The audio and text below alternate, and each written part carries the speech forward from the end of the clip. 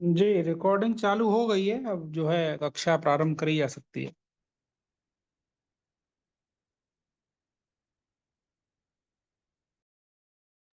जी, अब मैं प्रारंभ करता हूँ। ठीक। वागर्थाविव संपृक्तौ वागर्थ प्रतिपत्तये जगतः पितरौ वंदे पार्वती परमेश्वरौ। लघु सिद्धांत स्वाध्याय श्रृंखला में आप सभी का हार्दिक स्वागत है। आज हम लोग अपने इस स्वाध्याय के उपक्रम को बढ़ाते हुए हम लोग आगे के पाठ में चलते हैं। तो आगे हाँ, हम लोग कहाँ आज चलना है? हमें लगता है कि जरायाहा जरसन्य तरस्याम, यही हम लोगों का चल रहा था ना। हमारी आवाज सुनाई दे रही होगी? जी जी गुरुजी। सर, यही चलो। जराया जरसन्य तरस्याम। इधर चाय रखे हैं। हाँ जी जी, वहाँ रखा है, वही जी अभी दे देते हैं, वो भी गर्म रहेगी। तो हाँ, जराया जरसन्य तरस्याम हो गया था। जरा को जरस आदेश होता है, आजाद विभक्ति के परे रहते हैं। ठीक है ना। उसमें कई परिभाषाओं का वो हुआ था। परिभाषा पुत्रस्ति चायम, अंग्रेजी चाय का चाय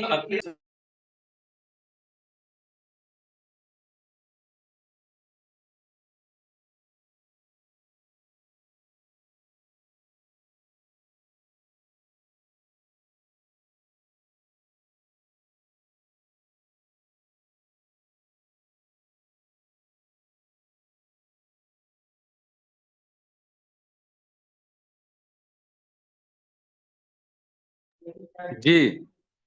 तो यहाँ पर हम लोग जराया जरसन तरस्या में अनेक पंक्तियों को भी देखे पढ़े कि जरा शब्द है और जरा शब्द को जरस आदेश कहता है। यहाँ तो जर शब्द है, निर्जर शब्द है, निर्जर में तो जर ही है।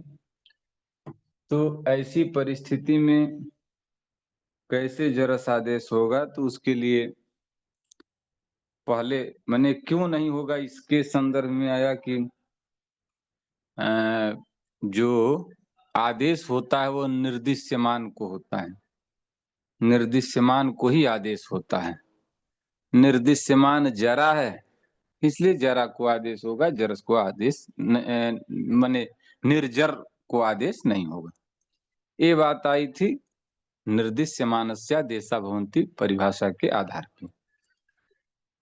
फिर दूसरी आपत्ति थी कि ये जरा को करता है तो जरा शब्दांत को करेगा कि नहीं। तो उसके लिए कहा नहीं, पदाधिकार में अंगाधिकार में जो कार्य होते हैं वो तत् को भी होते हैं, तदंत को भी होते हैं। माने जिस पूर्वी को कहा गया है उसको भी किया जाता है और पूर्वी जिसके अंत में उसको भी किया जाता है। इस तरह से दोनों को होता है। अंत में तीसरा जो लगाया गया परिभाषा की यहाँ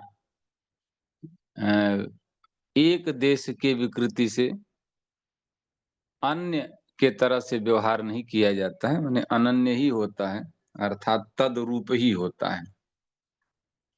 इस परिभाषा के बल पर हम लोगों ने अंततः ये जान लिया कि भाई जरा शब्द जो निर्जर शब्द का घटक जर शब्द है वो जरा ही है, कुछ अतिरिक्त नहीं है। ऐसा मान करके, और लोक में भी देखा जाता है, लोक में भी देखा जाता है कि एक देश के विकृति होने से या आधिक्य होने से, दोनों बातें। जैसे एक देश के विकृत होने से किसी की एक उंगली कट जाए, तब भी उसके माने उसका जो व्यवहार है, जो उसकी संज्ञा है, वो पहले वाली संज्ञा ही बनी रहती है। और ऐसा भी कभी-कभी होता है कि किसी की अधिक उंगली हो जाए, तब भी उसकी जो संज्ञा है, उस संज्ञा का व्यवहार उसके अधिक उंगली होने पर या कम उंगली होने पर उस संज्ञा व्यवहार में कहीं से कोई परिवर्तन नहीं होता है। वो उसको उसी संज्ञा से, उसी व्यवहार से जाना जाता है। इसी के आधार पर यहाँ हम जरा और निर्जर में, माने जरा और जर में भेद न मानते हुए हम जरा को जरस आदेश करेंगे। ये बात निश्चित हो गई। अब निर्जरः बन ही गया था, निर्जर रहा और औ रहा, और यहाँ पर जो है जरा को जरस हुआ तो माने जरस, जरा को हुआ माने जर को जरस हुआ तो उधर निर है ही, तो निर्जरस हो गया। औ मिला दीजिए निर्जरसौ। ठीक है ना, समझ में आई बात? तो निर्जरसौ हो गया। अब बात आई निर्जरसः। तो निर्जरसः में, और अभी हम उस रूप को बना रहे हैं जिसमें जरस आदेश होता है। ठीक है ना,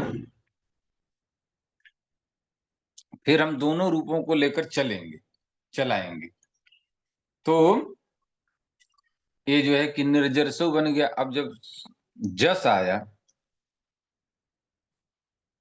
जस के आने के बाद ये भी आजादी है।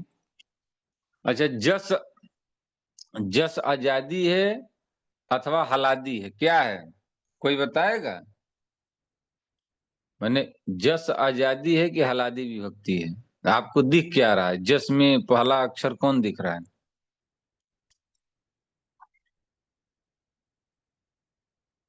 बोलिए, हमारी आवाज सुन रहे हैं ना? ऐसे तो सर जा ही दिखेगा पहला अक्षर जश्न। ऐसे तो पहले ही, माने ऐसे तो पहला ही दिखेगा, वैसे दूसरा, नहीं माने ऐसे पहला वैसे दूसरा और तैसे तीसरा, है ना? नहीं, अगर मान लीजिए कोई नियम होगा तो फिर आप ही बताएंगे कि क्या लोग होगा इसमें। हाँ हाँ, यही मेरे अभी जो कहने का आशय था। मेरे कहने का आशय जी। यही था कि उसमें एक नियम है। हम्म। उसमें नियम ये है कि अनुबंध विनिर्मुक्त पदार्थोपस्थिति है। अनुबंध विनिर्मुक्त पदार्थ की उपस्थिति मानी जाती है, होती है। ठीक ना? जी और जी। दूसरी एक परिभाषा और है, नानुबंध कृतम अनेकालत्वम अनेजनतत्वम भी आता है। तो अनुबंध कृत जो है कि अनेजन तत्व नहीं माना, तो एजन तत्व न एजन तत्व इति अनेजन तत्व। तो अनेजन तत्व माने अनुबंध के रहने पर न उसे अनेजंत माना जाता है, और न अनुबंध के रहने माने अनुबंध को हटा करके ही हम विचार करते हैं। इसीलिए अनुबंध विनिर्मुक्त पदार्थोपस्थिति ये माना जाता है। तो हम अनुबंध को हटा करके अनुबंध का जो प्रयोजन है वो केवल मात्र है कित टित पित इत्यादि होंगे तो उनके तत्व, जैसे टित है तो टित्वात आदि में हो जाए, अथवा टित्वात टिड्ढाण द्वैसज दघ्नय मात्र चितयप ठक ठय कहीं क्वर्प सिंगीप हो जाए स्त्रीत्व विवक्षा में। इसी तरह से पित्त के अनेक प्रयोजन आपको दिखेंगे। पित्त हो जाने पर सार्वधातुक मपित जो है कि पित्त भिन्न सार्वधातुक ङितवत हो जाता है, पित्त रहेगा ङितवत नहीं होगा। इस तरह से माने एक एक के अनेक अनेक प्रयोजन दिखेंगे, और यही प्रयोजन है भी अनुबंध का। वस्तुतः अनुबंध के रहने पर, है ना, अनुबंध के होने पर उसका जो है क्या नाम है स्वरूप है, वो स्वरूप अनुबंध के रहने पर निर्धारित नहीं होता, अनुबंध रहित होने पर निर्धारित होता है। इसका स्वरूप क्या है, ठीक है ना। तो ये बातें हैं कि अनुबंध को हटाइए, फिर आप देखिए कि इन दोनों का स्वरूप क्या है, अथवा किसी का भी स्वरूप क्या है, फिर उसके आगे कार्य जो है अनुबंध हटाने के बाद ही होता है। तो इसलिए जस आएगा, जस में आते ही, या ये मानिए कि कुछ आचार्यों के मत में पहले ही अनुबंध हट जाएगा, फिर वो उपस्थित होगा, अनुबंध विनिर्मुक्त पदार्थ की उपस्थिति होगी।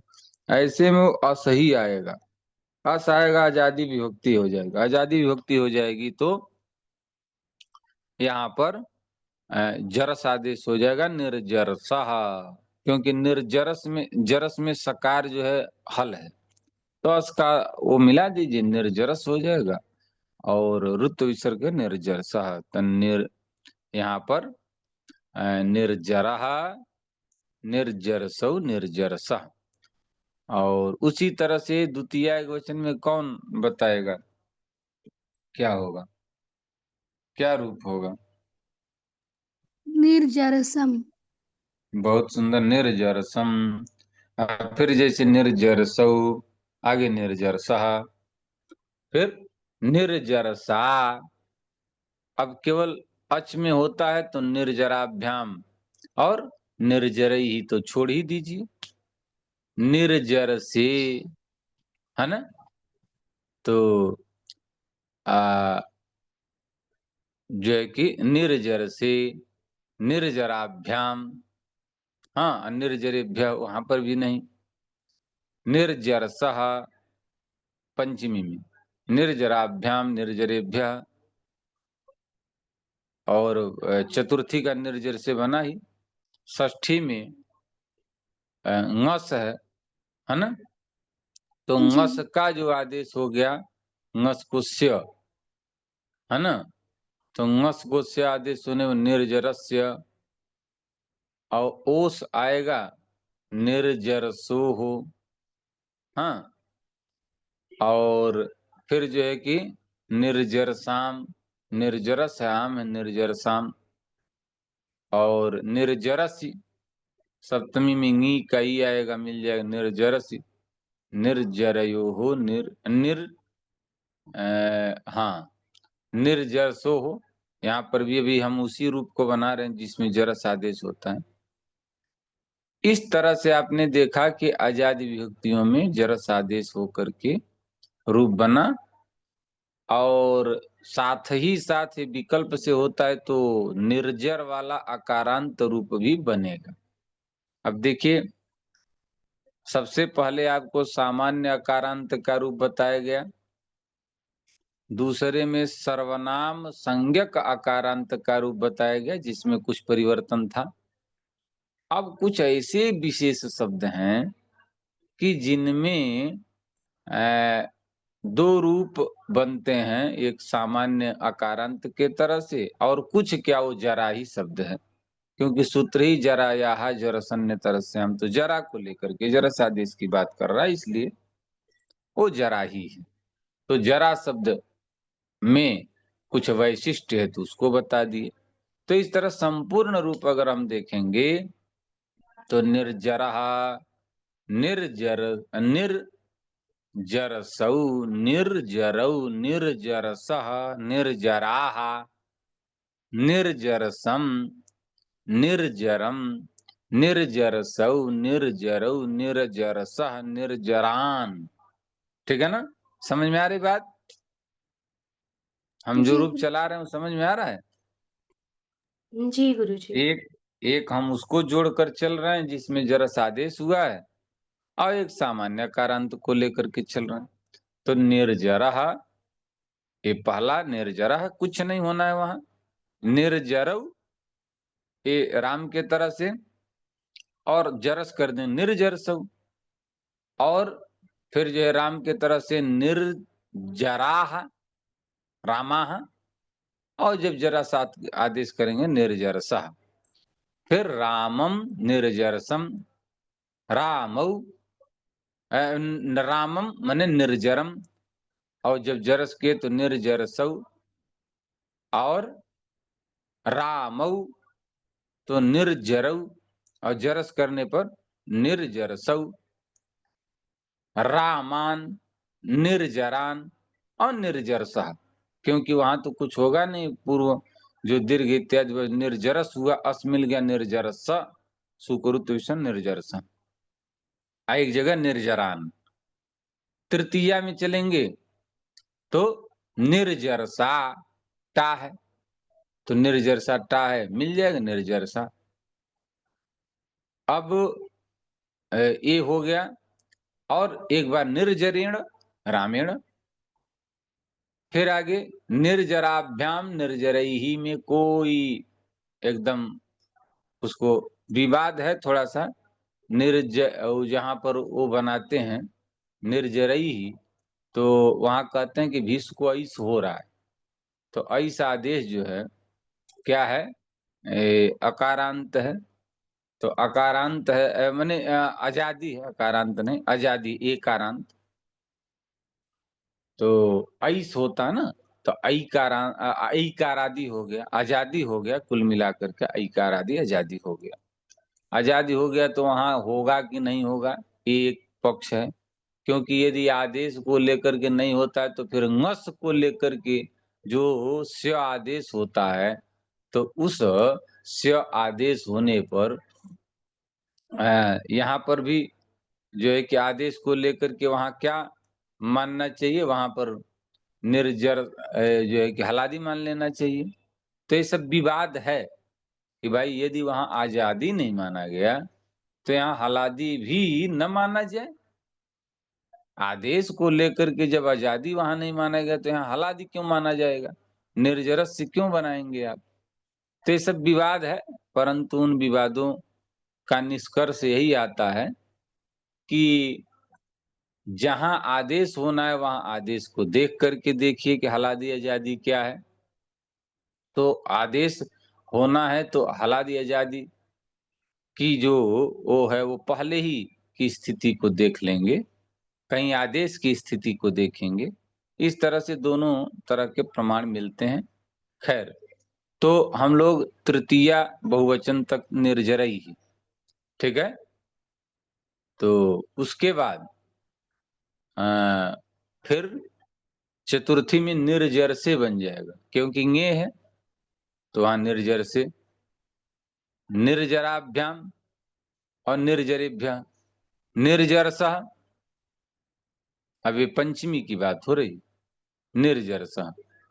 तो यहाँ पर भी पहले निर्जरस आदेश हो जाएगा, इसको माने अस को देख करके निर्जरस आदेश हो जाएगा, तो निर्जरसा, और एक बार तो पंचमी में निर्जरात, निर्जराभ्याम निर्जरेभ्य, और फिर उसी तरह षष्ठी निर्जरसा निर्जरस्य, निर्जरस्य और निर्जरसा, तो ये हुआ। और निर्जरसोह निर्जरयुः निर्जरसाम निर्जराणाम निर्जरसि निर्जरे निर्जरसोह निर्जरयोः निर्जरेषु, इस तरह से हे निर्जर, हे निर्जरसौ, हे निर्जरौ, हे निर्जरसा, हे निर्जराहा, ये रूप चला। समझ में आया कि नहीं? नहीं जी गुरुजी। कोई रूप चला सकता है? हाँ मैं चलाऊं गुरुजी। हाँ हाँ बिल्कुल।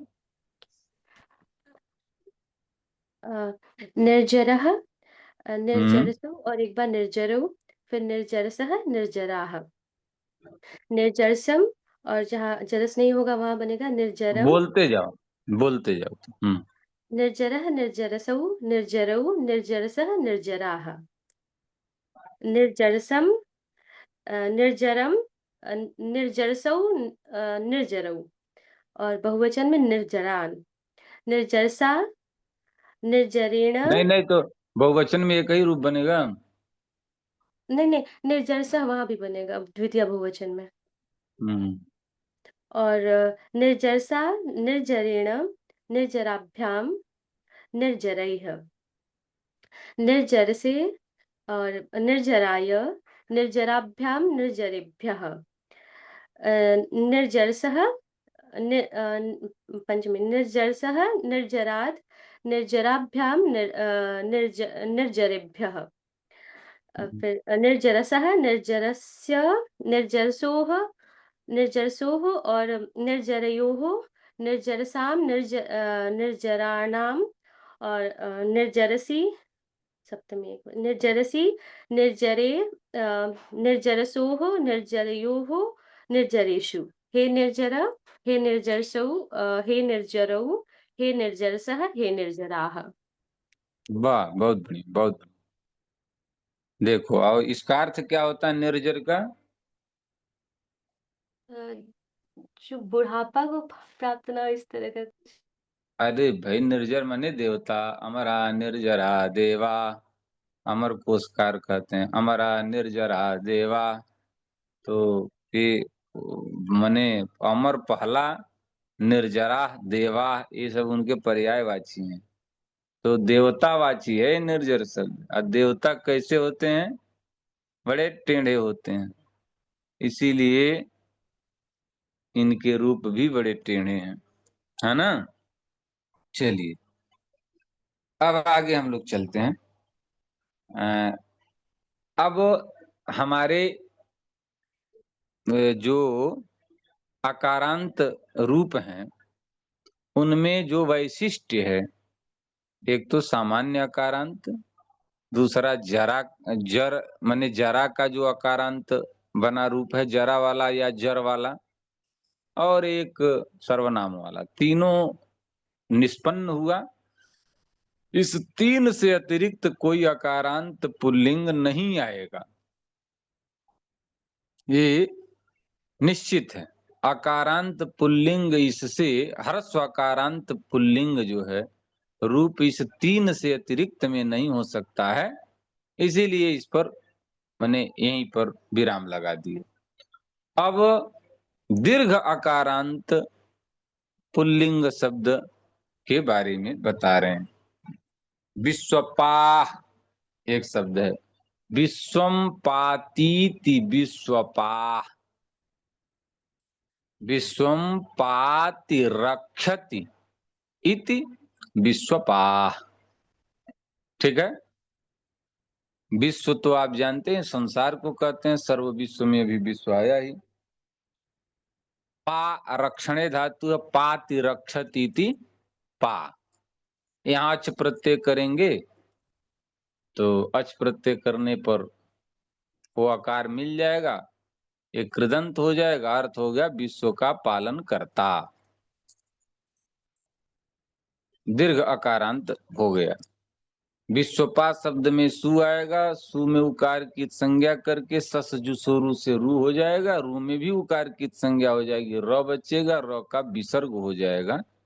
क्योंकि कोई ऐसा सूत्र हमको अब तक प्राप्त नहीं हुआ जो है कि दीर्घ आकार से परे लोप करे, या आगे भी प्राप्त होने वाला नहीं है। दीर्घ आकार से परे कोई लोप करने वाला सूत्र है?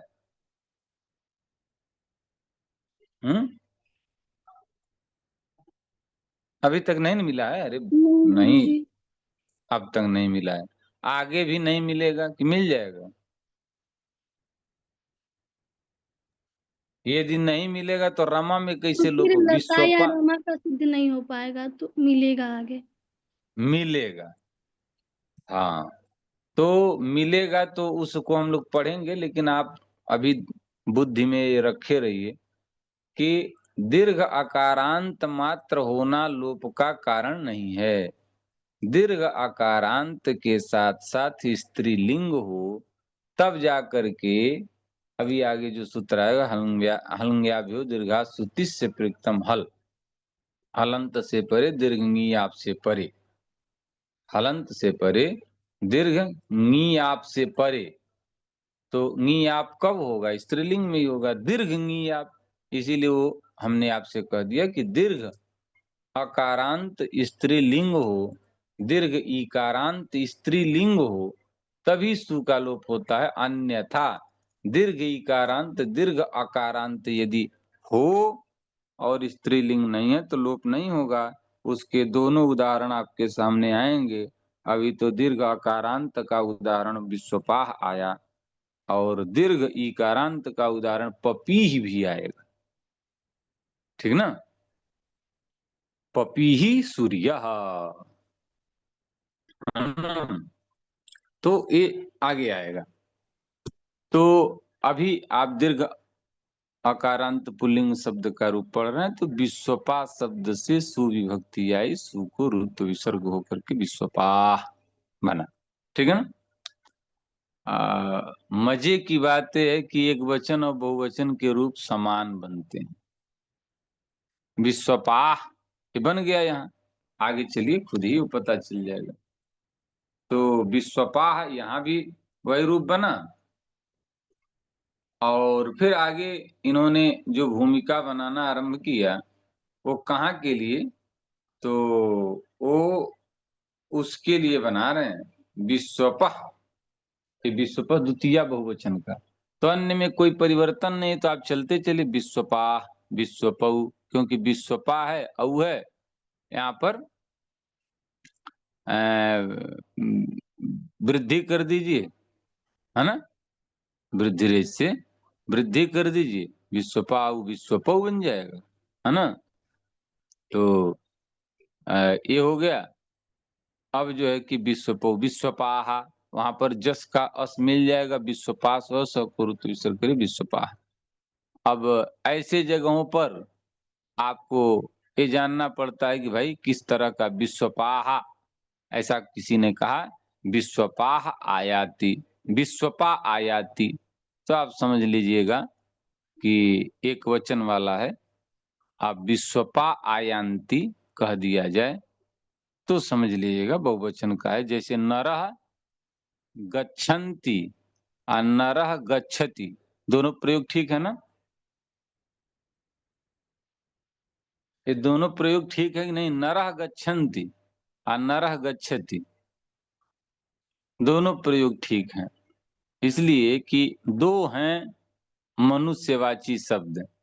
एक तो मनुष्यवाची शब्द हो गया नर शब्द, तो नर शब्द अकारांत है, तो नरः नरौ नराः, तो उसको लेकर के चलेंगे तो नरः गच्छति एक वचन में नरः बनता है।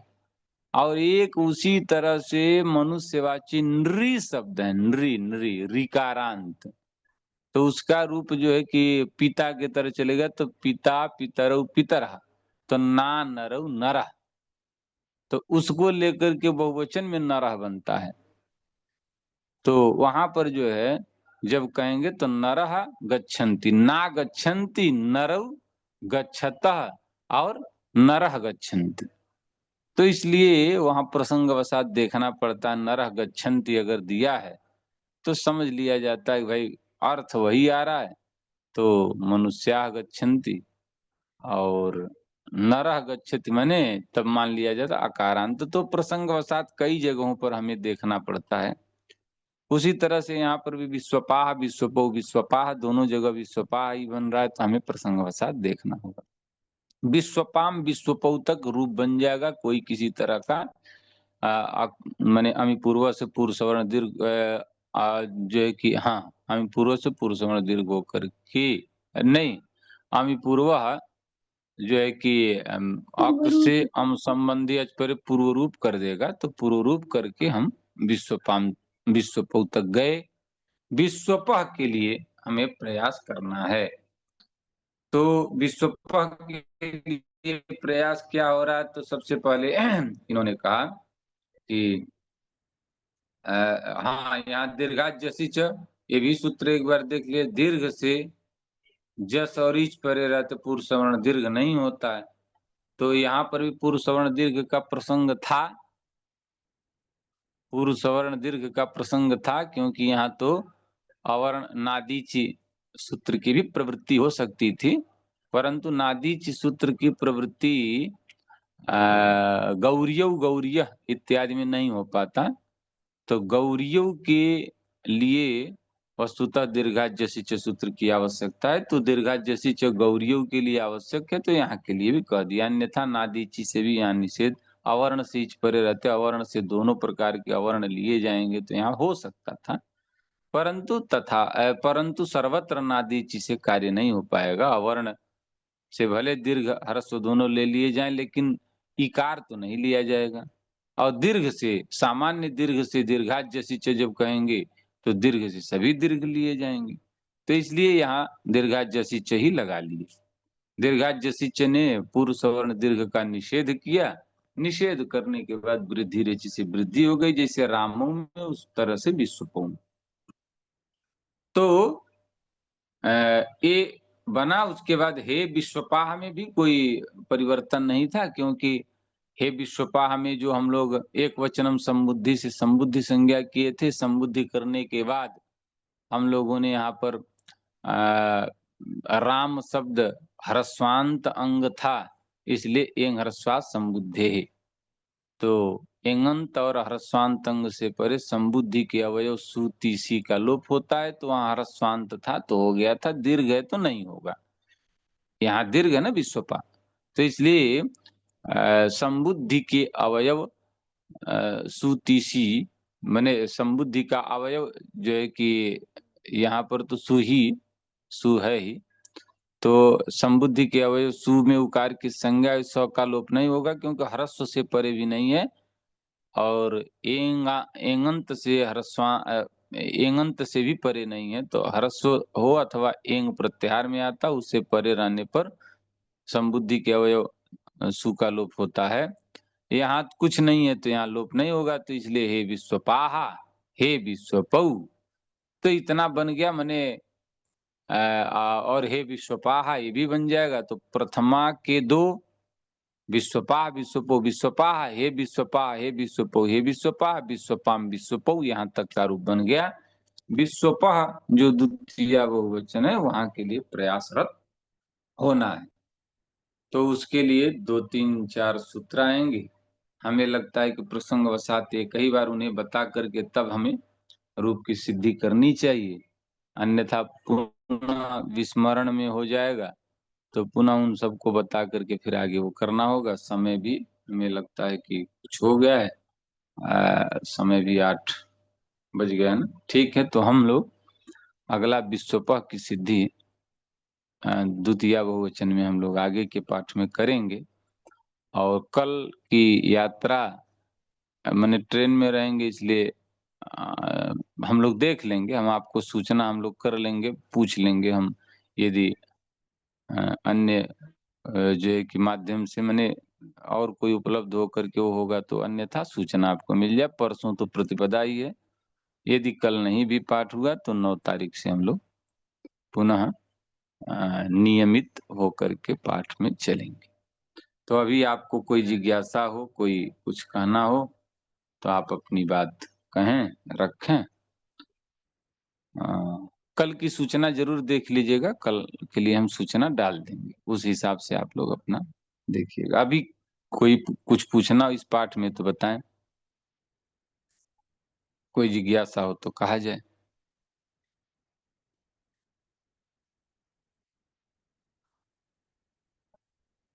किसी की कोई जिज्ञासा है?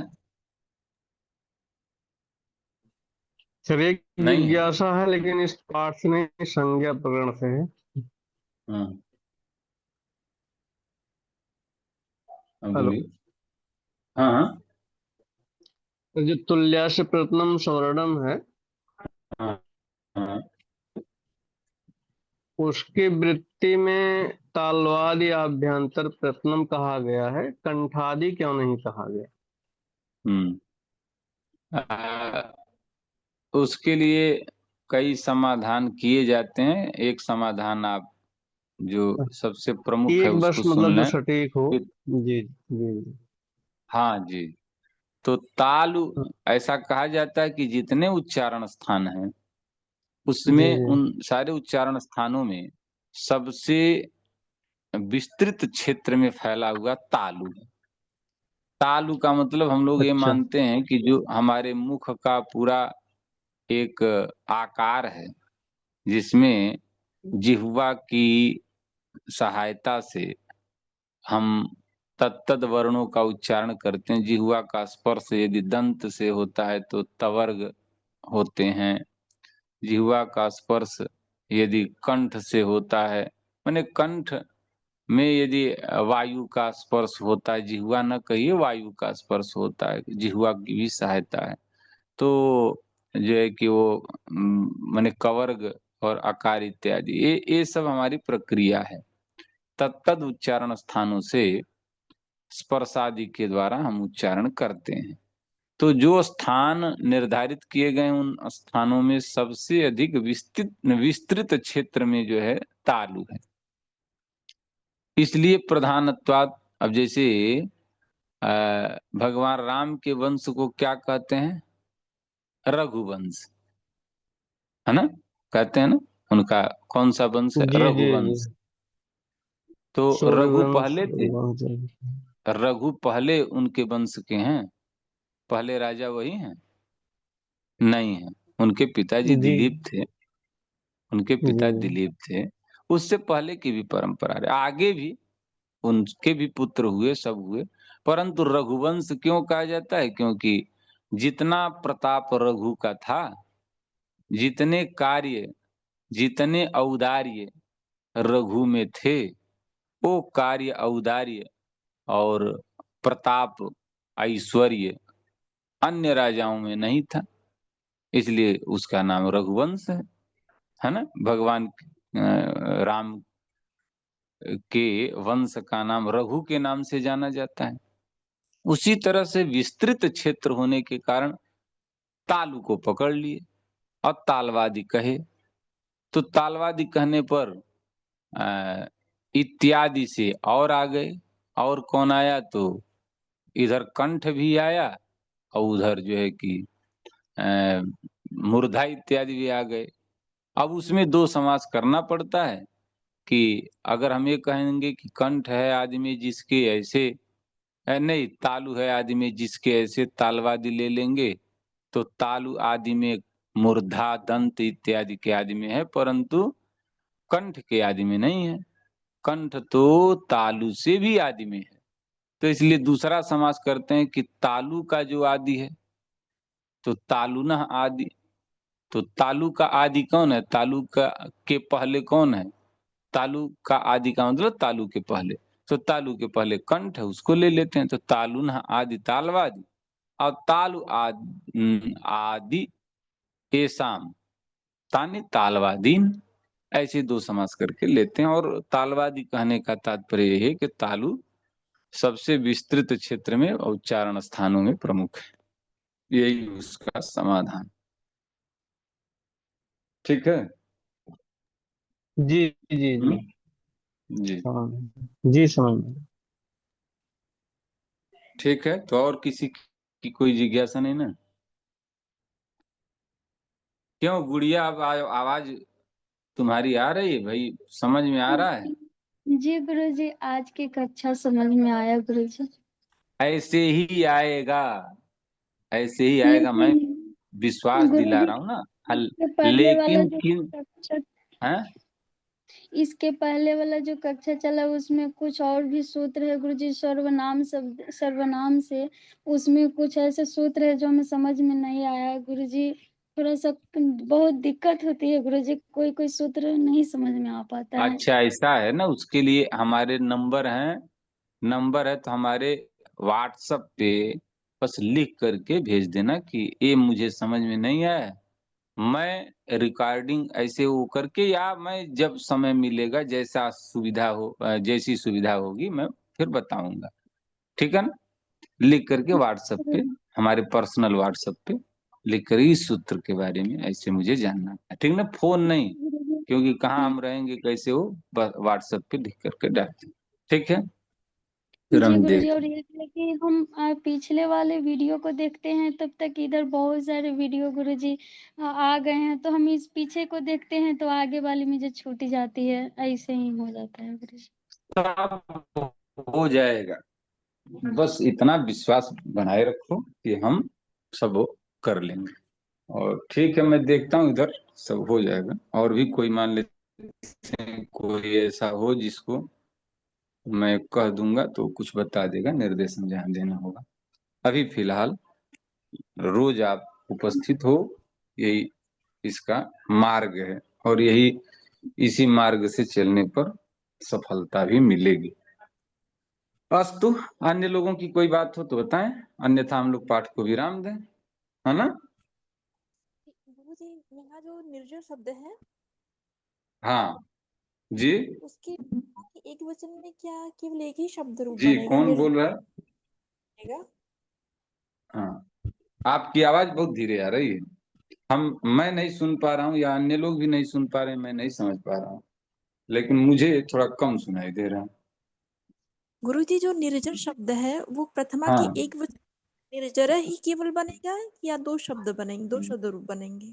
ले प्रथमा एक वचन में एक ही बनेगा ना, क्योंकि आजादी कहाँ है? सुविभक्ति आजादी नहीं ना है। जी गुरुजी। है? नहीं है। हाँ, तो नहीं बनेगा, सीधी सी बात। ठीक है, जी गुरुजी। ठीक ठीक है, तब हमें लगता है कि हम लोग विराम दें। मैं आचार्य अंशुल दुबे जी से निवेदन करूंगा, यहीं आप अब इसको समापन करें। जी, नमो नमः, पुनर्मिलामः। हाँ, नमो नमः।